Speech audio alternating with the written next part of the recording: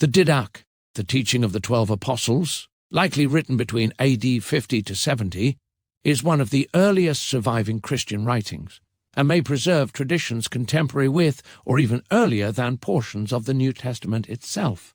When interpreted within its genuine Second Temple Jewish environment, the Didache does not resemble the later universalized Gentile religion that emerged in subsequent centuries detached from Israel's covenant world.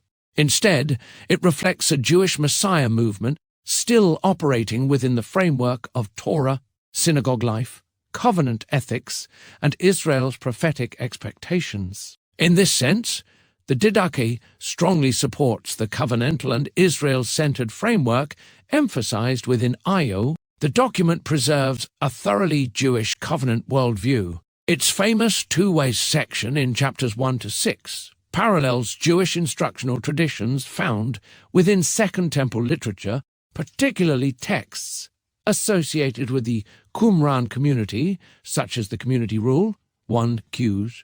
The ethical material draws heavily from Torah morality, Leviticus 19, wisdom traditions, and the teachings of Jesus delivered within an Israelite covenant context. The Didache reflects a movement still deeply embedded within Judaism. Fasting practices remain recognizably Jewish in structure. Prayer rhythms resemble synagogue traditions. Prophets and teachers function in familiar Jewish patterns. And community discipline reflects halakhic concerns.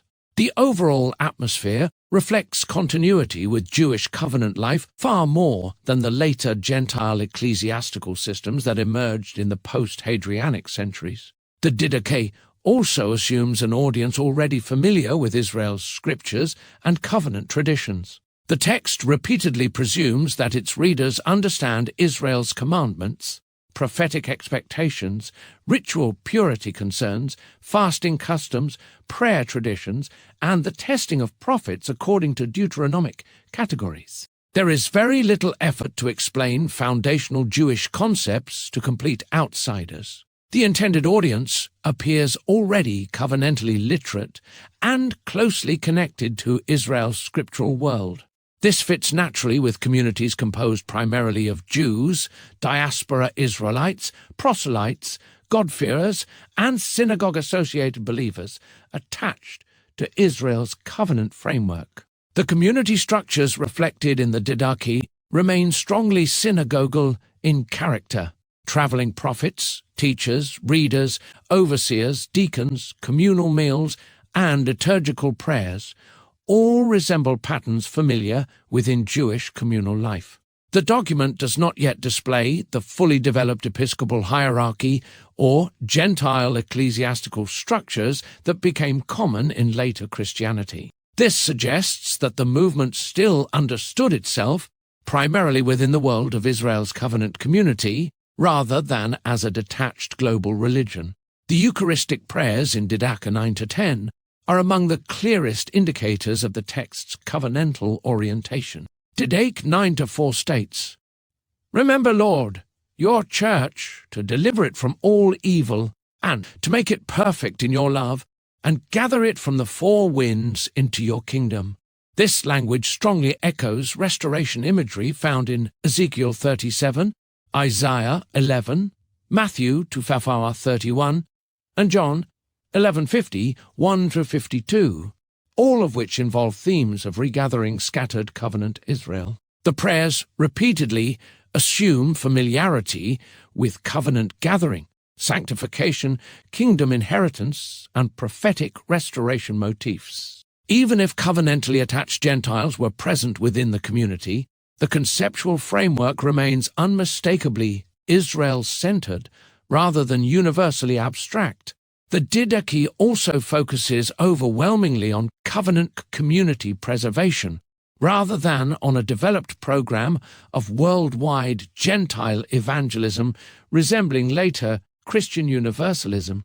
Its primary concern is internal, guarding against false prophets, regulating fellowship, preserving faithful conduct, receiving teachers properly, maintaining purity, and preparing for the approaching consummation. The document reads far more like instruction for a covenant remnant community nearing an anticipated age transition than like a blueprint for a future multimillennial global religious institution. Its eschatology in Didache Is Io likewise reflects imminent covenant crisis language rooted in Jewish apocalyptic traditions, such as Daniel, the Synoptic Apocalypse, and 1 Enoch. Themes of deception, lawlessness, persecution, false prophets, endurance,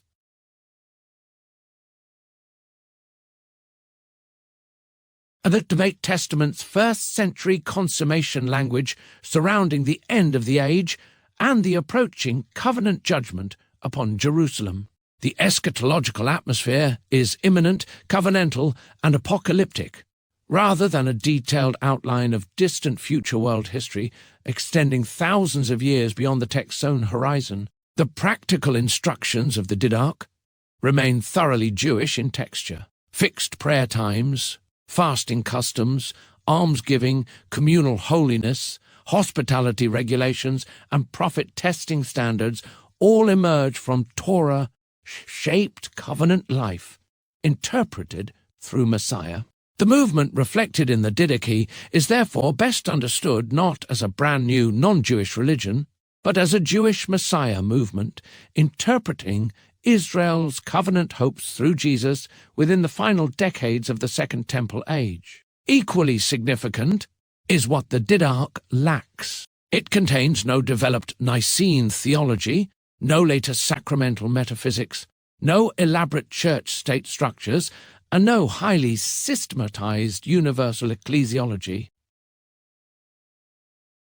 It preserves a much earlier stage of the Jesus movement that remains localized, covenantal, apocalyptic, Jewish, and closely tied to Israel's scriptural world.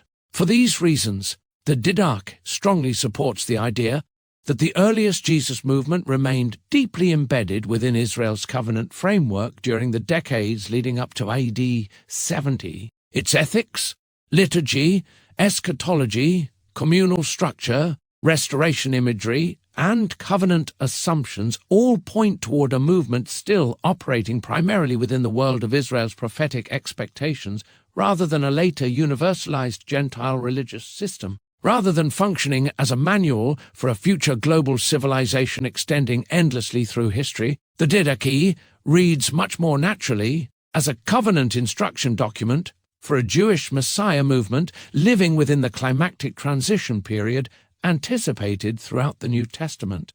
In that sense, the Didache aligns remarkably well with the covenantal and Israel-centered framework emphasized within Ios